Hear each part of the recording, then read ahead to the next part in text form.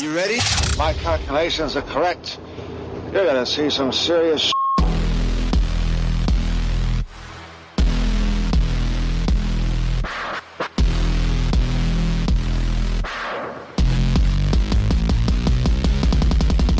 Another edition, Ground Rules Radio. Matt and Tiger hanging out with you, and how's it hanging? I'm out. I'm out gambling until I'm not gambling until baseball season, March Madness start again, which is like 2 weeks. I was gonna say that's what, next week, 2 weeks. Yeah, 3 weeks? I actually don't gamble as much as I used to. Probably on like last week. Or? No. I mean, like honestly, like. I really haven't been gambling all that much, but when I do, I just lose. And I haven't been losing that much because I'm not gambling as much because I know I'm going to lose. So it's one of those things like I got to know when the streak breaks type of thing. This is this weird time of the year where it's not March Madness yet, but there's still sports and stuff going on around. Yeah, and it's just everybody. But it's all odd sports. Like odd things are happening, odd teams are covering. It's just not a normal thing. And then I'm just going to kind of wait until baseball season because that's where I know the game, I think, better than most people. And I feel like I can find the right games to bet. Like one of the things I'm going to really watch this year is the shadows of games, like as times go on. Like if like I know that the Cleveland Indians, if they're at home and it's like a 7:00 game and the sun is, up, the first 5 under is almost lock because the hitters cannot see anything. Huh. So if you see two good pitchers pitching in Cleveland and the game's like a 7:00 game, bet the first 5 under because the hitters can't see. Now, anything. is this like beginning of the season or middle of the season? Like, or pretty much any time. I mean, then you have to like really look at when the shadows start to move. But for the most part, if the sun is up in Cleveland, the shadows are the worst in baseball. Okay. So first 5 unders are locks there. That's going to be our big play. That's the big play. Cleveland Indian first 5 unders.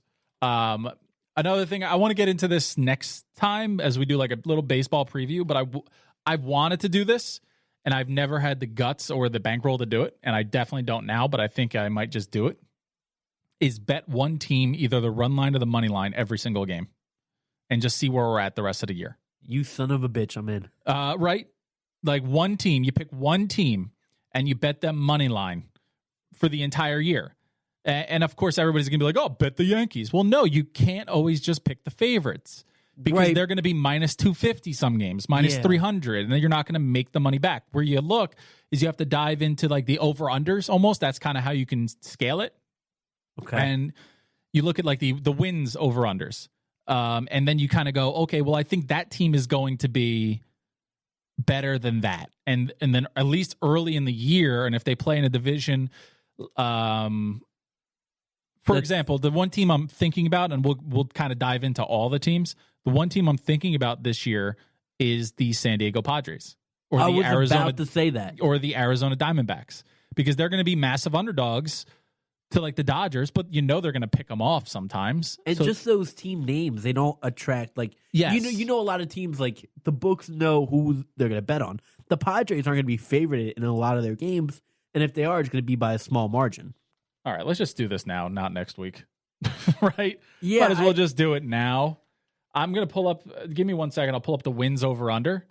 I'm trying to think of some other like underrated teams off the top of my head. So I know who I think I want. Another team that I'm putting into the maybe this is the one. Maybe we'll go through it, and then next week I'll tell you who we're going to do. Okay. But the Cincinnati Reds are one. The Cincinnati Reds are one. I think they're going to win more games than they should. And their over-under for wins this year is 83. So they're talking about, a possible 500 year for them for the first time in like 6 years. Oh, so they were really bad last year, right? Like, right. But really bad? Their staff is probably a top 3 in baseball. Okay. Luis Castillo, Trevor Bauer, Sonny Gray, Wade Miley, and DeSclafani. That's a pretty good 5. Now, is that what we're looking for? We're looking for a team that has solid pitching, or more of a bat-heavy kind of team? And then overall, don't forget they signed the kid from Japan. They got Moustakas. I think that they have a real chance to do something loud. Where did Castellano go? Nick Castellano. I haven't been up on the MLB. Where did he go? Because he just signed, but where did he sign? Why am I blanking on that? I think because I've been so. He signed with the Reds. Okay, so he's still with. He's with the Reds. No, he signed as a free agent with the Reds. So the Reds are making moves in the offseason. Maybe some moves that didn't make so much sense, like Castellano. They didn't need an outfielder. But hey, whatever. More pop to that lineup. I mean, I think that's a team that you could probably bet, and they're in a bad division. Right. I'm trying to think of teams that are in a division that's like a little weaker. Yeah. Like I want to say a team in the NL East, but no. But you got to realize, like the Phillies are going to finish fourth. You think? Yeah. They're not going to beat. I mean, the top three are going to be the Braves, the Nationals, and the Mets. Do the Mets have a manager yet? Yes. Are we sure about that? You're saying yes with confidence, but are we sure the Mets have a manager? That long elongated S is not. I'm sure they have a manager. Just some schmuck out there. If the Luis Rojas. That's who. He's like full-time manager? Full-time manager. Okay. Full-time manager. He took over for Beltran, that son of that scumbag pile of crap. No, he didn't do anything. He was a player, remember? Can I just... All right, so one line on the Astros and we'll get back to it. Yeah. Everybody's like, well, the commissioner should go back and suspend the players or take away the trophy or take away Altuve's MVP. First of all, he can't do any of that. He granted them immunity, which means the awards are safe, suspensions are safe, World Series title is safe. Had he not done that, this story would have been way different. The true story wouldn't have come out. No, you're right. I don't think people would have digged as much. The true story would not have come out had they not done that. Okay, but that's a good example. Give me the Oakland Athletics over-under. They're actually pretty high. Are they? Yeah, their win total is 90.5. Okay, so they're not. That's not the team to look at. No, I can see that being a weaker division this year, where they might. But do you really think that, or is everybody just like, oh, the Astros aren't cheating this year? Well, Bro, no, they made it to the World Series. I don't think they're cheating, but I think that's going to play an effect with some of their. I do too. Win loss. That's all I'm saying. I'm not saying it's going to be a terrible season. For don't forget, the Astros were not cheating last year, and they made it to the World Series and won 103 games. No, I agree with you. I'm not taking anything away from that. Yeah. I just. If this is the year they're going to slip off a little bit, right now is the time. I'm down in like the 20s of the teams. Like Pirates win total 72, Giants 70, Mariners 67, Royals 65, Marlins 64, Tigers 57, Orioles 56. Yeah, but those teams are going to be bad though. I know. That's why I don't like. Give me the Twins. What are the Twins at over? They're at 90. Jesus.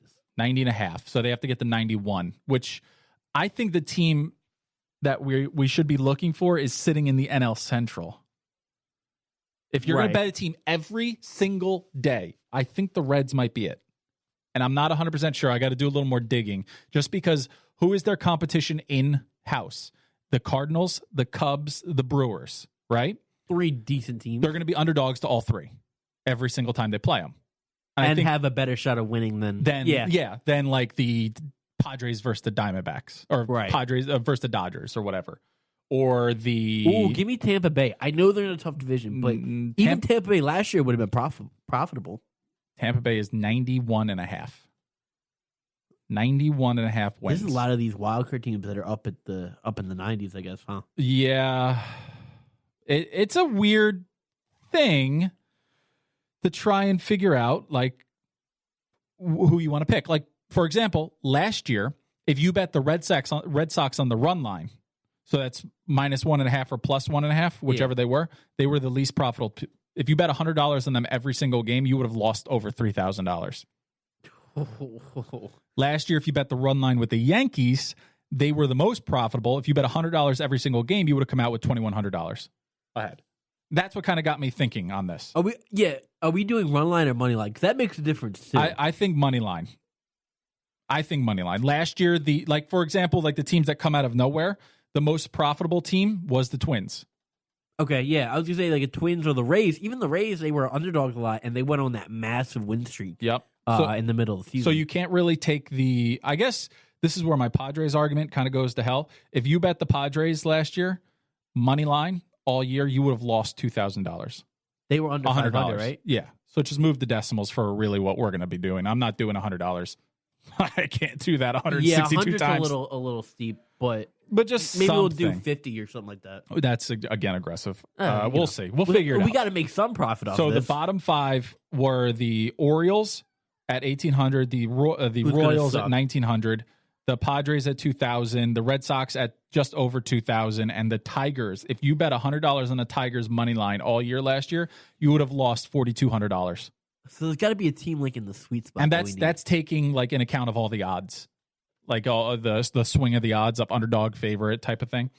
So the top 5 were the White Sox at 1,000, the Yankees at 1,100, and if you bet the run line on the Yankees, they would have been more. Right. The Braves money line would have profited you $1,300. The Athletics $1,800, and the Twins, who won over 100 games and nobody saw that coming, almost $1,900. I don't know why. Chew on it. The Twins are speaking out to me. We're not going to make any decisions right now, but I think each of us are going to pick a team, right? And then we're going to try to stick to it. Just try it. I mean, whether this is like a $20 bet a day or $10 bet a day, I can't do $100. No, I can't do 100 either. But especially, God bless you if you can. If you guys aren't buying merch out there, maybe if you buy merch, then we'll think about doing $100. Nobody wants merch. Nobody wants it. But all right, so we'll have a couple weeks in on it. We got a month until the season starts. About when we'll do a baseball preview, and we'll do a baseball preview next on Thursday, like a regular season preview. Are we calling that the deadline where we got to pick our team by next Thursday? Yeah, we'll do it then because we'll do a full, pick the winners of the divisions and the whole thing. Right. While we're here, do you do fantasy baseball at all? I did. I don't anymore. It's just too much. Like football, so I'm not the only one. I'm kind of out on football. Just because, now that you can gamble, why play fantasy football? That's how I was this year. That's exactly I missed it last year. I didn't play because I missed it like once honestly, fantasy football just kind of became for me and fantasy baseball like the only way I stay connected with a few random kids from high school I used to play with. Okay, yeah. That was kind of the only way I stayed connected with them was with like the chain emails or the group text or me talking trash or whoever talking trash to whoever. Like that's how we stayed connected. Like that's it. We all can agree there's something different about a fantasy group chat than any other group chat that you're in. Yeah, because it's a way to feel smarter. Yeah, because there's structure in some of the chats. And then once the season starts, it's over. All those chats go to hell. It's over. It's so over. It's all nonsense. It's all you know when our fantasy football went to hell for me is when everybody started having a family and then trying to find a time to do the draft was the literal hardest thing we've ever done. My thing is when they get to veto a trade. And for some reason, we took it away. That dick that just once it gets the whole group behind the veto trade. Oh no, a perfectly good trade. Here's the great part: my group had we had to remove a veto trade. We had to remove it, and the only person that could do it was the commissioner. He was the only person that could veto a trade. That's how it should be. And it got to the point where we were having trades go through, mostly mine, because I was known as the trade the Schley guy. Forcer. The smooth talker. Yeah. I would just offer. I knew how to negotiate a trade. I would start ridiculous and work my way backwards. Like I was able to get Peyton Manning way back in the day when he was with the Colts. I was able to get Peyton Manning for like Anquan Bolden just because I convinced the kid. Like, you hear that team's looking for a GM? No, I'm the guy. We got the smarts right here. You have no idea how good I am at negotiating trades. I am excellent. And I do not make trades unless it is a very clear the rest of the league is going to be upset. And you're very persistent. Like, you have that personality where you're just going to be on top of that trade for the whole week until it happens. Oh, yeah. Oh, yeah. Speaking of the NFL, did you see what just happened with Tom Brady? No. So he was at, first of all, it's no longer a rumor that he's leaving. It's actually being reported. Like that, there's a big difference in like the journalist world of like rumors say Tom Brady's leaving New England. Yeah, when Connor from Boston is like, he ain't gonna leave us.